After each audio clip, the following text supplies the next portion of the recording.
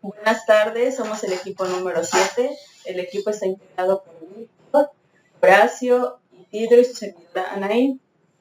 Vamos a hablar sobre el capítulo número 6, que se llama La comunicación lingüística y sus funciones.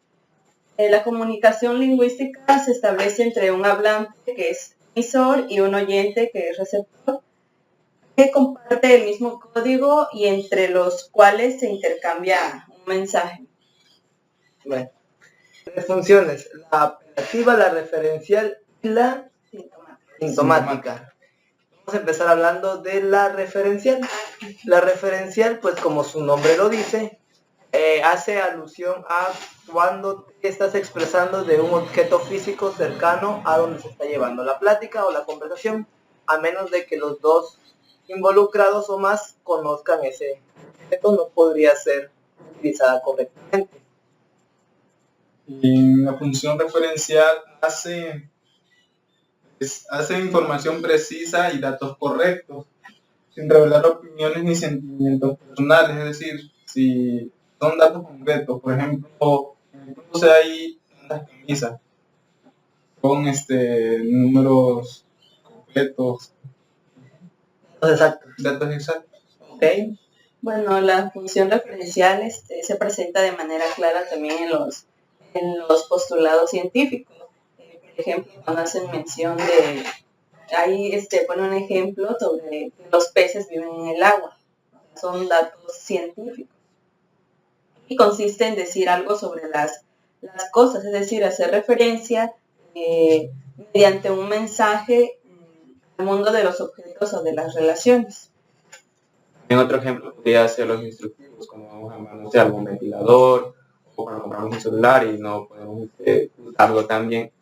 Tenemos que leer el instructivo y ahí nos hace referencia sobre el objeto que vamos a utilizar y nos va describiendo paso a paso para qué sirven las múltiples herramientas con las cuales cuenta, de qué manera las vamos a utilizar, cómo las podemos utilizar y cómo tenemos que armarlo, para qué sirven.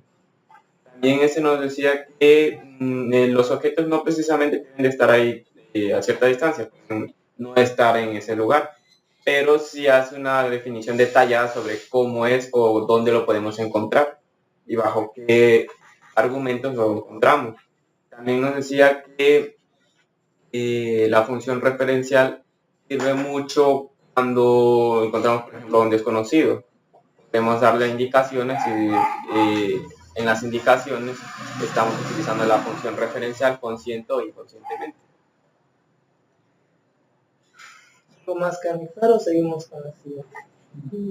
Bueno, proseguimos con la sintomática, a lo que transmite el emisor, no solamente en las palabras, sino está la forma de decirlo, que puede expresar sus emociones, están las palabras o términos que ocupa, que puede decir su grado de estudio, lugar de origen, y pues esta es una de las más complejas debido a eso, porque básicamente ofrece información, emite la información de manera inconsciente.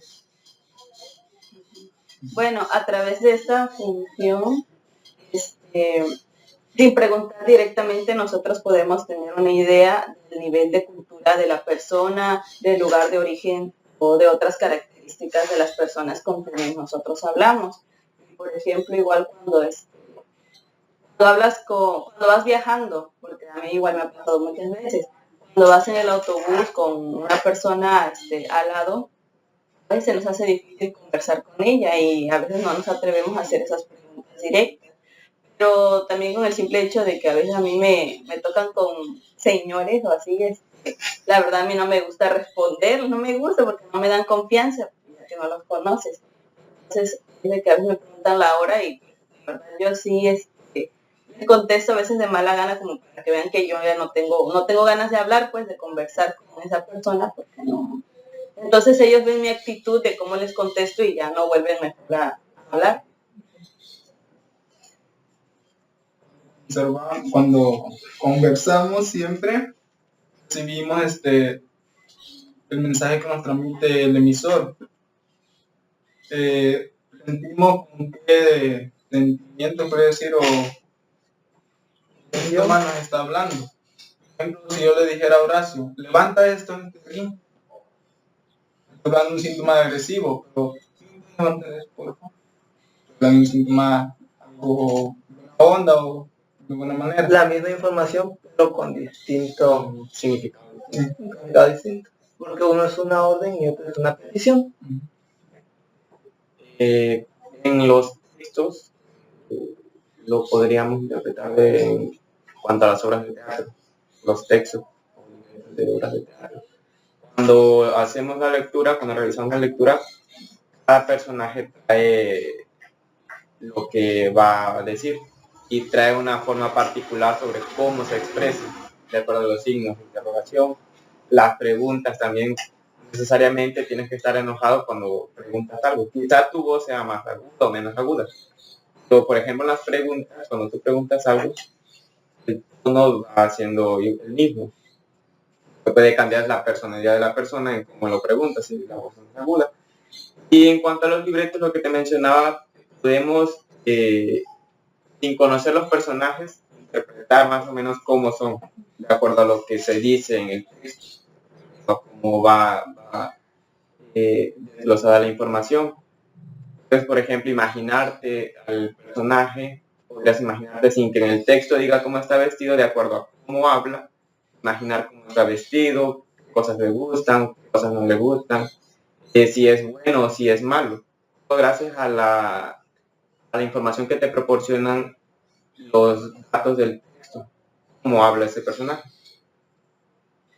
Es un punto muy importante debido a que pues las expresiones que ocupan puede darte datos acerca de su nivel socioeconómico, debido a que no es lo mismo decir voy a comprar una torta a otros que dicen que van a comprar un sándwich.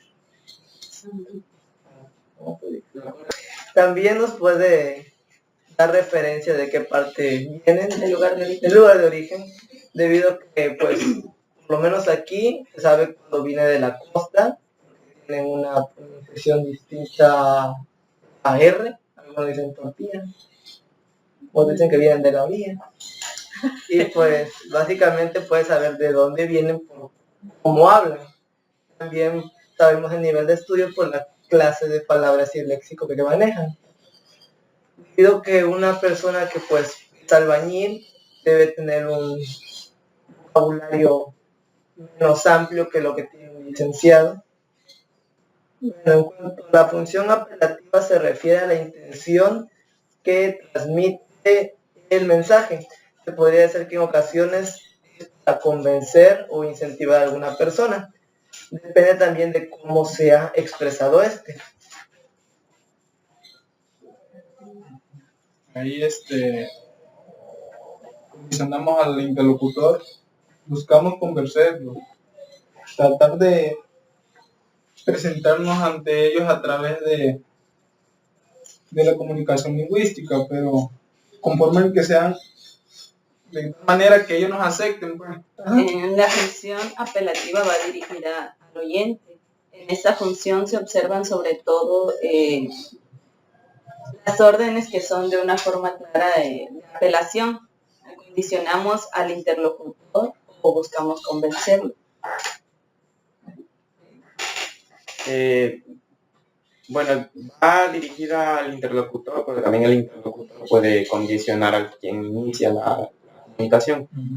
Por ejemplo, en un diálogo cuando vas a comprar algo, preguntas, o dices, está muy bonita la camisa, pero no traigo suficiente dinero.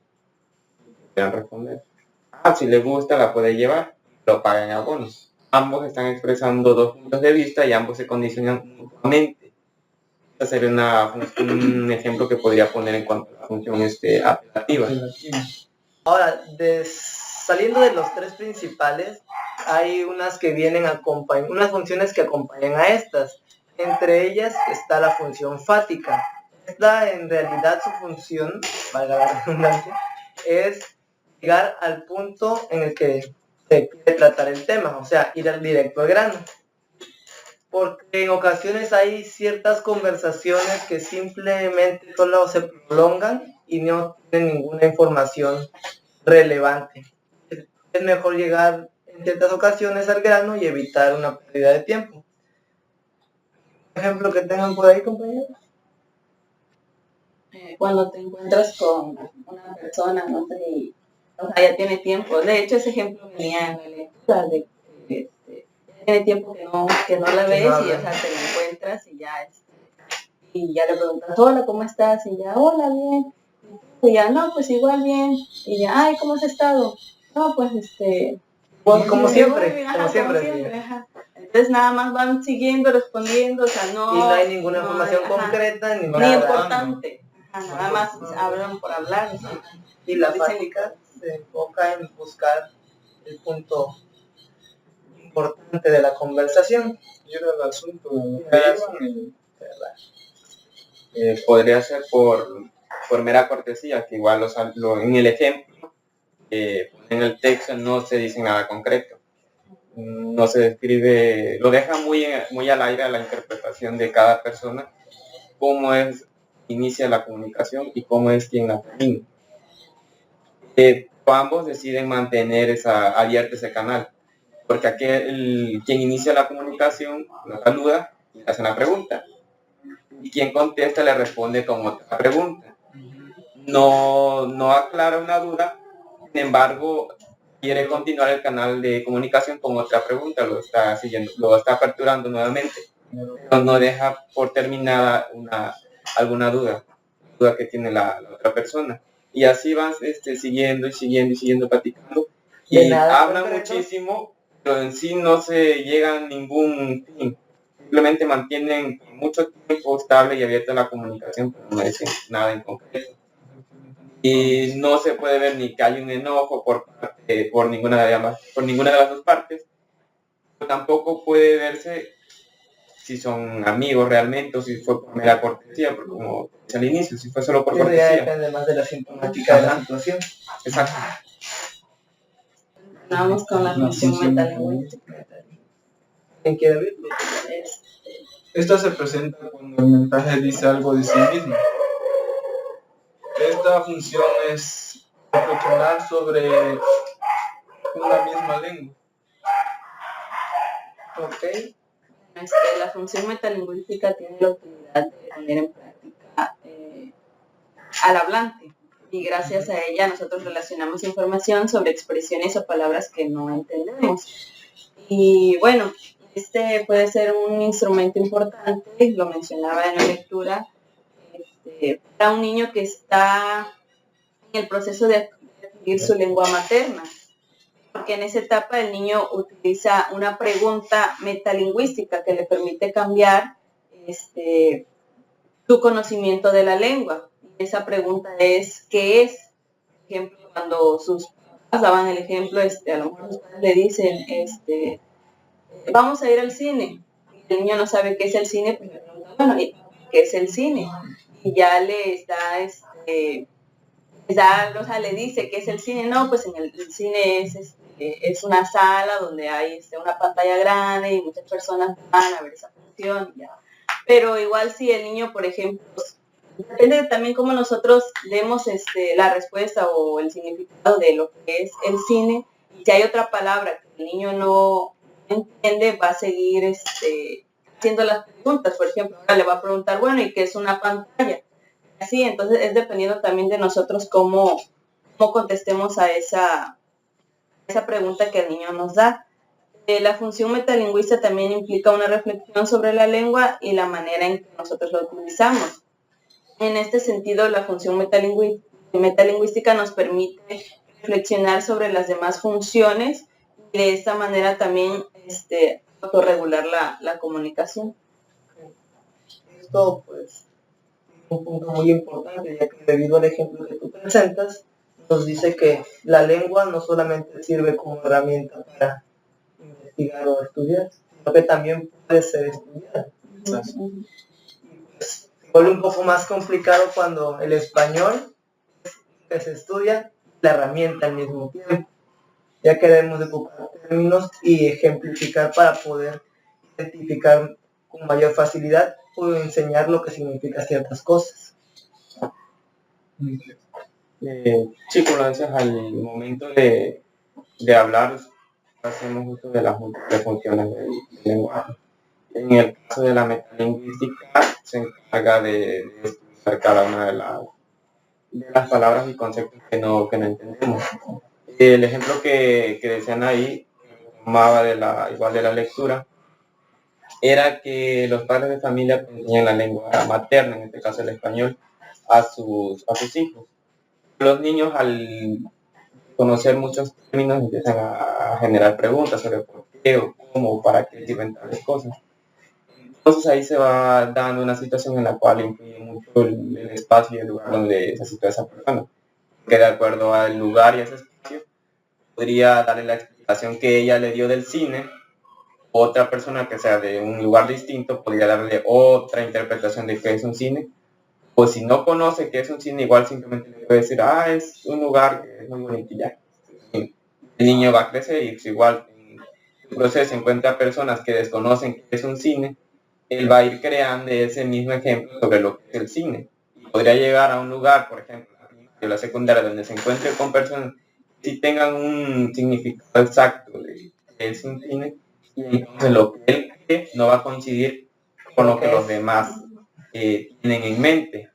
Entonces, realmente no es que esté del todo mal, sino que el lenguaje es muy versátil y se puede acoplar a las diferentes formas y estilos de vida de las personas. Pero en sí, el lenguaje está encasillado, de cierta manera, en reglas y normas estrictas sobre cómo se dicen las cosas y qué son tales cosas, independientemente de cómo nosotros lo percibimos en nuestra realidad. Ahora que entendemos todas las funciones del lenguaje, pues podemos decir que pues, no es solamente hablar por expresar una serie de palabras, sino que tiene más significado del que pensábamos, de cómo se dice, lo que damos a entender, lo que entiende el emisor.